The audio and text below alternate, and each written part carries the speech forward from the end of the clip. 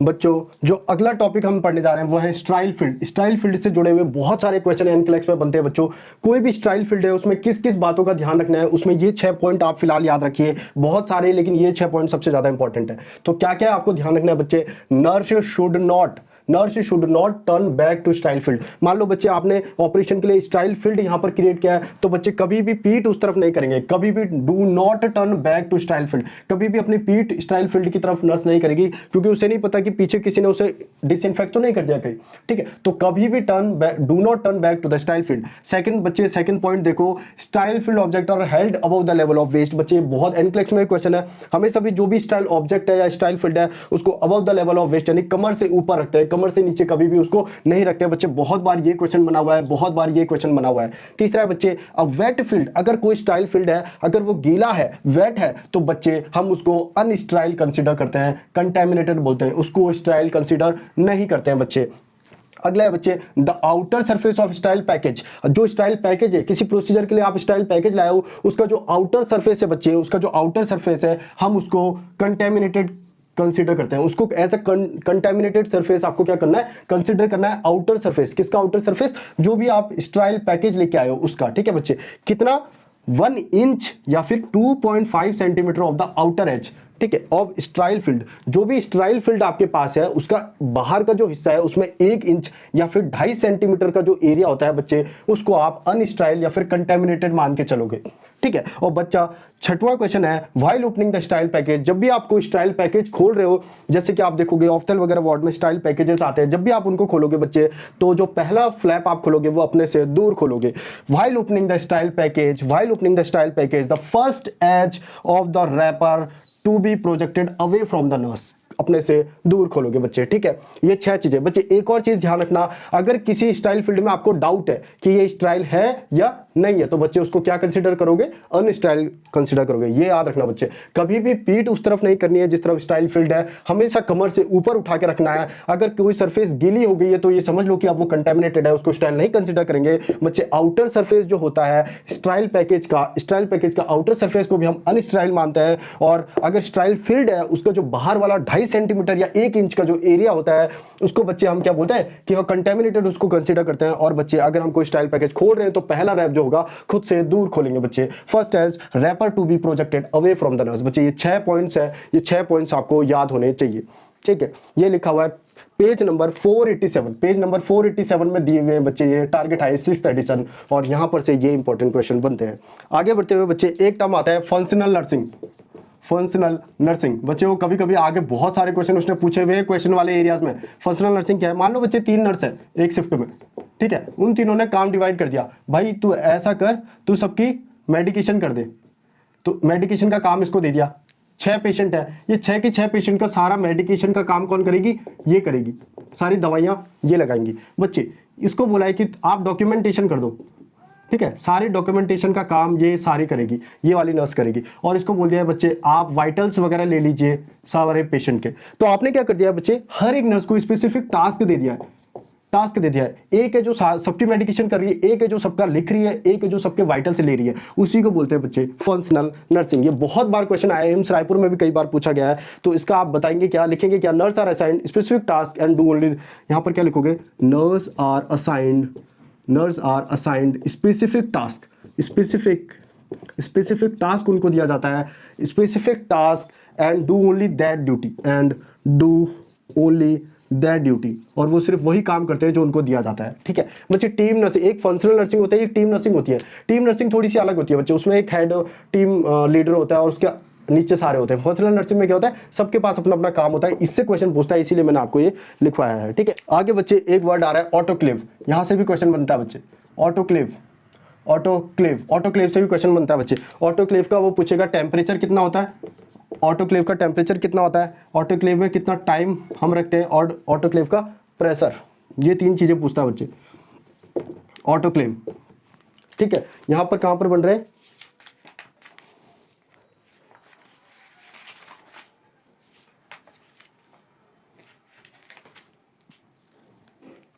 ठीक है बच्चों, तो ऑटोक्लेव हम पढ़ रहे हैं। ऑटोक्लेव क्या कर रहा है? स्टरलाइजेशन, स्टरलाइजेशन का प्रोसेस है उसमें ऑटोक्लेव आता है, और यहाँ पर से क्वेश्चन बनता है कि ऑटोक्लेव में कितना टेम्परेचर हम यूज़ करते हैं, 121 degree Celsius. 121 degree Celsius, time कितना है 15 to 30 मिनट, 15 to 30 मिनट। और प्रेशर कितना है बच्चे, प्रेशर है 15 psi। ठीक है बच्चे, ऑटोक्लेव का याद रखना, ऑटोक्लेव में याद रखना बच्चे टेम्परेचर कितना होता है 121 डिग्री सेल्सियस, टाइम कितना होता है 15 to 30 मिनट, और प्रेशर कितना होता है 15 psi। ये ऑटोक्लेव का वो पूछता है स्टरलाइजेशन का। ठीक है बच्चे, एक और काम करना बच्चे, मैं यहाँ पर मैं थोड़ा सा कंफ्यूज हो रहा हूँ, मैं आपको देख के बताऊंगा। फ़ारेनहाइट में बताना, 121 डिग्री सेल्सियस है, फ़ारेनहाइट में इसकी क्या वैल्यू होगी बच्चे, ये भी यहाँ पर आपको याद होनी चाहिए, क्योंकि वो पहले पूछता था ऑटोक्लेव में कितना डिग्री सेल्सियस यूज़ करते हैं, आजकल वो पूछ रहा है ऑटोक्लेव में कितना डिग्री फ़ारेनहाइट यूज़ करते हैं। ठीक है, तो फ़ारेनहाइट में जो होता है वो इसकी वैल्यू बदल जाएगी। और बच्चे ये आप मुझे कमेंट में बताएंगे कि ऑटोक्लेव में कितना डिग्री फ़ारेनहाइट, मैंने आपको फॉर्मूला भी बताया कन्वर्ट करने वाला, तो ऑटोक्लेव में कितना डिग्री फ़ारेनहाइट टेम्परेचर यूज़ करेंगे। सेल्सियस मैंने आपको बता दिया है, फ़ारेनहाइट आप यहाँ पर लिखना, बहुत इंपॉर्टेंट है, पूछा जाता है बच्चे। ठीक है, टाइम और प्रेशर। चलिए नेक्स्ट क्वेश्चन, नेक्स्ट क्वेश्चन की तरफ आगे बढ़ते हैं बच्चे। एक टर्म लिखा हुआ है आगे जाके बुक में, स्पिल मैनेजमेंट।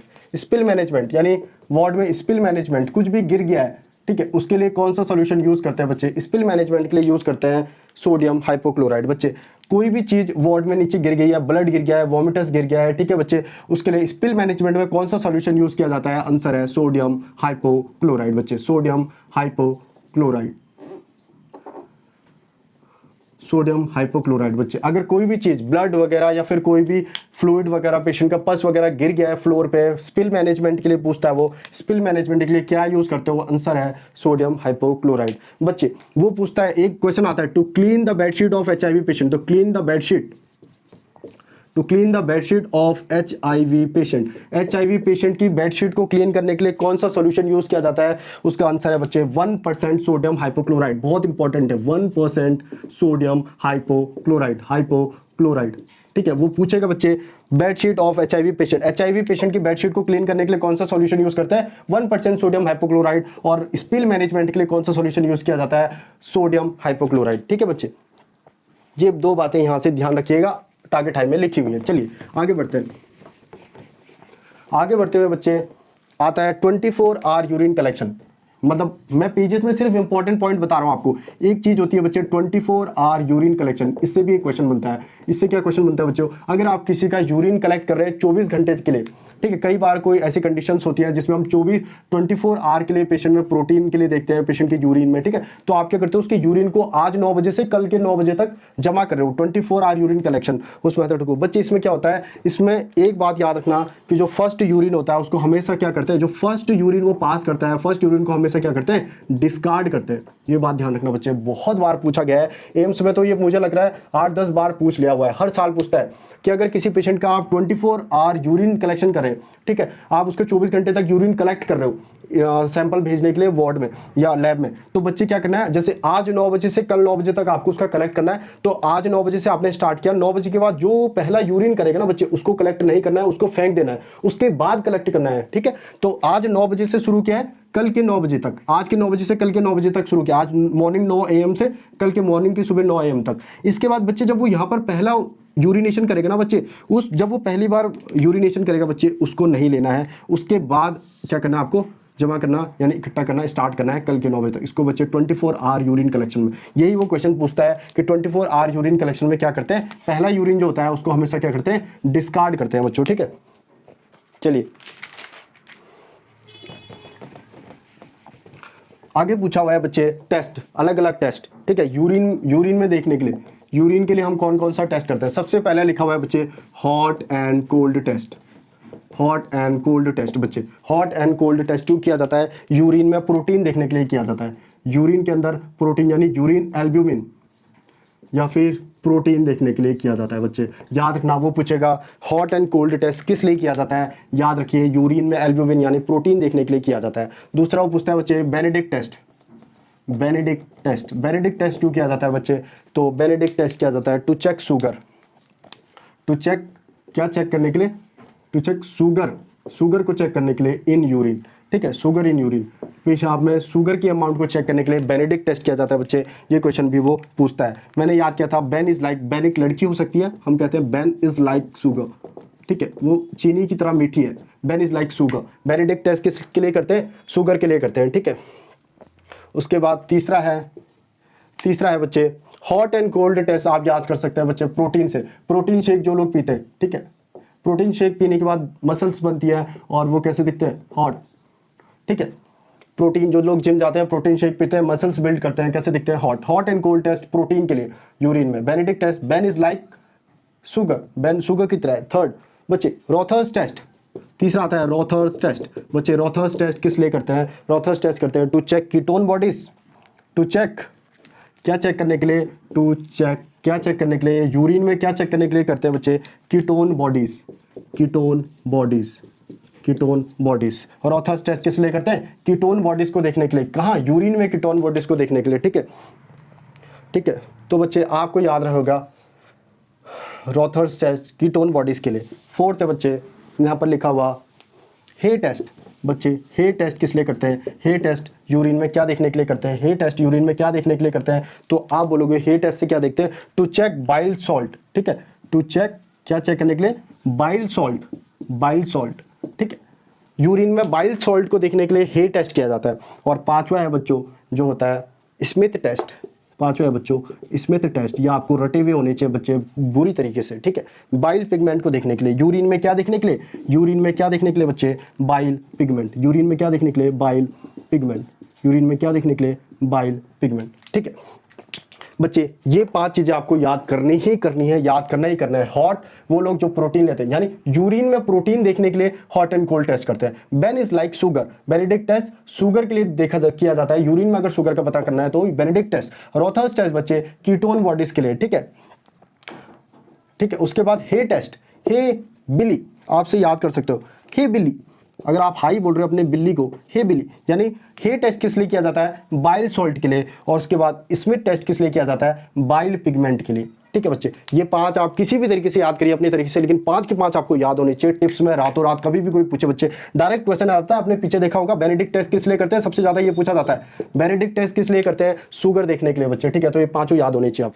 तो बच्चे अब हम आगे पढ़ रहे हैं टर्मिनोलॉजीज। लिखा हुआ है पेज नंबर 495। कहां पर? Target high 6th edition, page number 495 में टर्मिनोलॉजीज है। उसमें से कौन कौन सी इंपॉर्टेंट टर्मिनोलॉजीज हैं जो हमें पढ़नी चाहिए? पहला है बच्चे हेलिटोसिस। हेलिटोसिस बच्चे इसका मतलब पता होना चाहिए। हेलिटोसिस मतलब क्या होता है? पूछ लेता है वो। तो बैड ऑर्डर फ्रॉम माउथ बच्चे, bad order of mouth, bad order, bad order of mouth, मुंह से बदबू आना, हेलिटोसिस, ठीक है बच्चे। याद रखना, डायरेक्टली पूछता है। उसके बाद पूछेगा वो बच्चे सॉर्ट्स।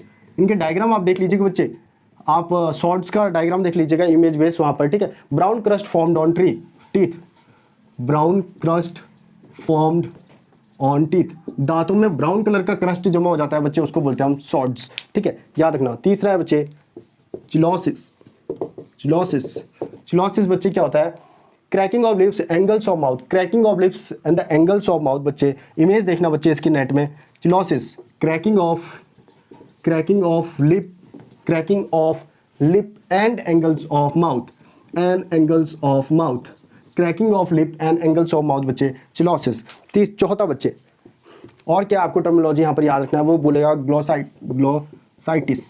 ग्लोसाइटिस बोले तो बच्चे इन्फ्लामेशन ऑफ टंग, टंग का इन्फ्लामेशन, ठीक है बच्चे, वो पूछ लेगा तो आप बताएंगे इन्फ्लामेशन ऑफ टंग, टंग की इन्फ्लामेशन को आप कहते हैं ग्लोसाइटिस। उसके बाद बच्चे अगला है स्टोमेटाइटिस। बच्चे stomatitis inflammation of mucous membrane of mouth, inflammation of mucous membrane, inflammation of mucous membrane of mouth, मुंह के जो म्यूकस मेम्ब्रेन है उसमें अगर इन्फ्लामेशन होता है, स्टोमेटाइटिस बच्चे। उसके बाद अगला वो लिखता है जिंजीवाइटिस बच्चे, इसका मतलब भी आपको पता होना चाहिए। जिंजीवाइटिस बोले तो बच्चे इन्फ्लामेशन ऑफ गम, गम का इन्फ्लामेशन बच्चे, इन्फ्लामेशन ऑफ गम, गम का इन्फ्लामेशन बच्चे जिंजीवाइटिस। और लास्ट वाला बच्चे एक वो टर्म लिख रहा है पैरोंचिया,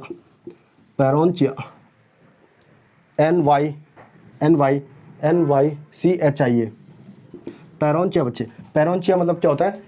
inflammation of tissue surrounding the nail, जो नेल है उसके आसपास के जो इन्फ्लामेशन टिश्यूज है उनका अगर इन्फ्लामेशन हो जा रहा है, आप नेट में देखिए पैरोंचिया लिख के देखिएगा कैसा होता है, ठीक है। Inflammation of tissue, inflammation of tissue, inflammation of tissue surrounding the nail, surrounding the nail, nail के चारों तरफ जो टिश्यूज है उनका इन्फ्लामेशन हो जाना।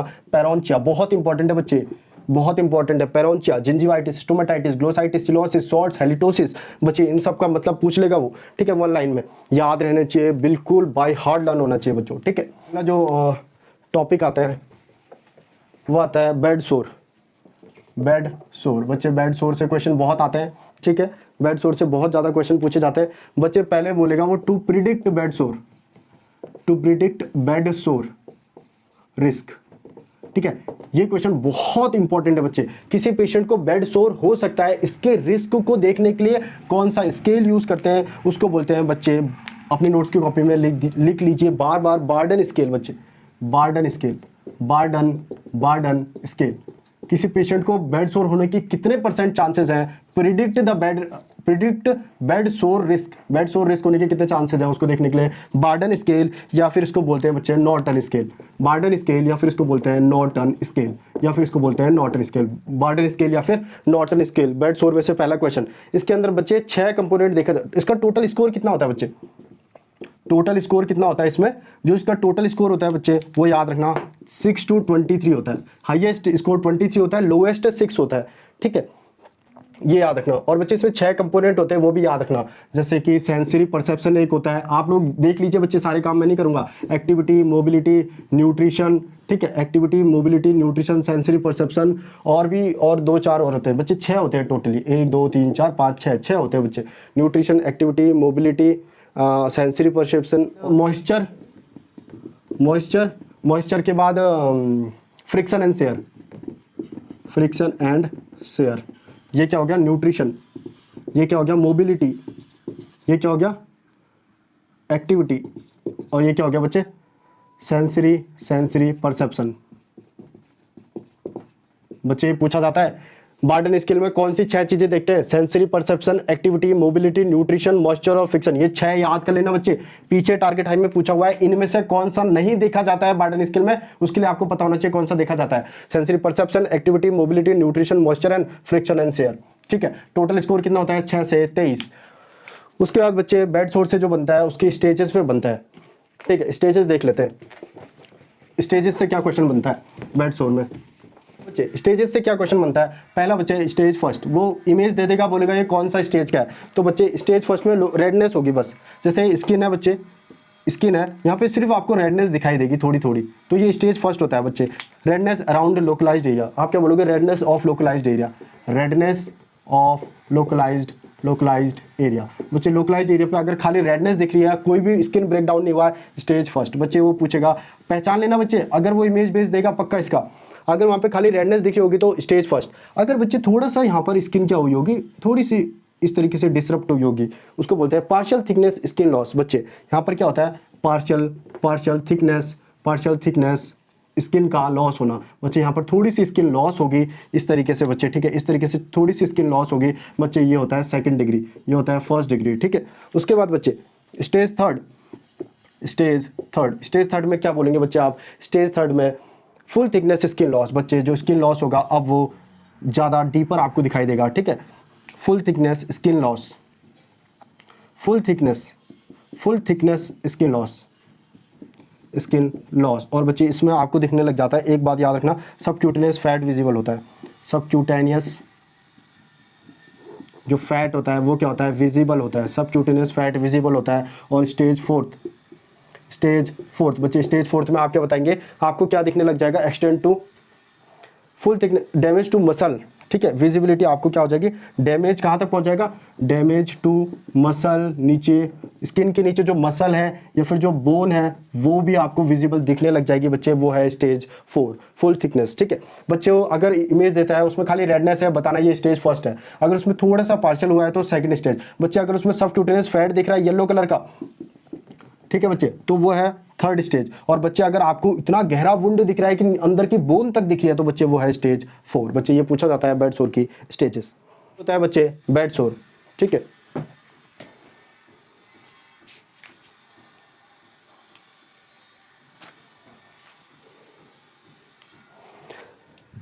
तो ये है बच्चे बेड सोर। बेड सोर में अगला कौन सा बनता है बच्चे,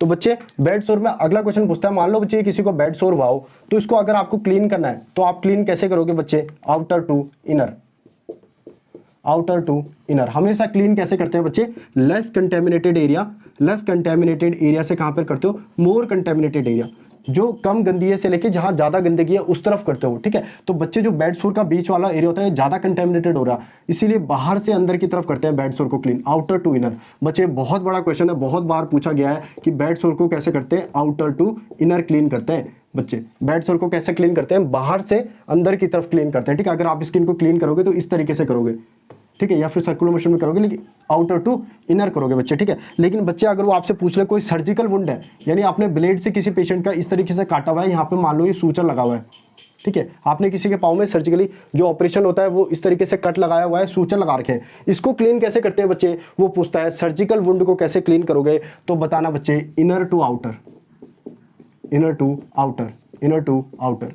क्यों बच्चे? आप देख पा रहे होंगे जब भी हमने सर्जिकली काटा है तो हमने बिल्कुल डिसइंफेक्ट करके उसके बाद काटा है, तो ये क्या है? ये एरिया क्लीन है, और जो बाहर वाला उसकी जो स्किन है, जैसे मान लो यहाँ पर कट किया है तो ये एरिया क्लीन है, इसके बाहर दूसरा जो हिस्सा है वो क्या है? डिसइंफेक्टेड होता है। तो less contaminated to more contaminated, तो यहाँ से क्या करेंगे? अंदर से लेके बाहर की तरफ करेंगे, अंदर से बाहर, अंदर से बाहर, अंदर से बाहर। तो बच्चे अगर वो पूछे सर्जिकल वुंड को कैसे क्लीन करते हैं, क्वेश्चन आता है क्योंकि वो कहते हैं सर्जिकल जो कट है उसको कैसे क्लीन करोगे, तो आप बोलोगे inner to outer, inner to outer. लेकिन अगर वो पूछे बेड सोर को कैसे क्लीन करोगे, तो आप बोलोगे आउटर टू इनर। बच्चे ये डिफरेंस है, सर्जिकल वाला अंदर से बाहर की तरफ, बेड सोर में बाहर से अंदर की तरफ। बच्चे बेड सोर का तो बहुत बार उसने एम्स में पूछा हुआ है बच्चे, ठीक है। चलिए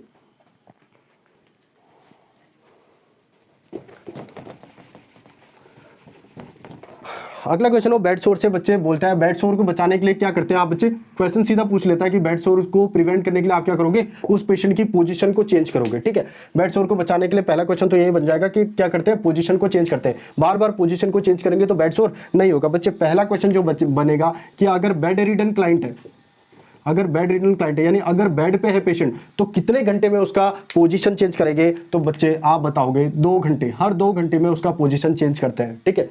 आईसीयू के पेशेंट क्योंकि एक ही तरफ ऐसे लटके होते हैं बच्चे बेड में, तो उनको हमको ही जाके क्या होता है? हर 2 घंटे में उनकी पोजीशन चेंज करनी होती है बच्चे। लेकिन वो क्वेश्चन हर बार यहाँ से पूछता है, लेकिन इस बार वो क्या करेगा? बोलेगा अगर कोई पेशेंट व्हील चेयर पे है, अगर कोई पेशेंट व्हील चेयर पे इस तरीके से बैठा हुआ है, व्हील चेयर रिडन है, तो बच्चे व्हील चेयर के पेशेंट में हर 15 मिनट में, अपनी नोट्स की कॉपी में लिख लीजिए, हर 15 मिनट में आप पोजीशन चेंज करोगे। तो बच्चे बेड सोर के लिए आप पोजीशन चेंज करते हो, बेड रिडन क्लाइंट में हर 2 घंटे में किया जाता है और व्हील चेयर के पेशेंट में हर 15 मिनट में किया जाता है। बच्चे याद रखिएगा।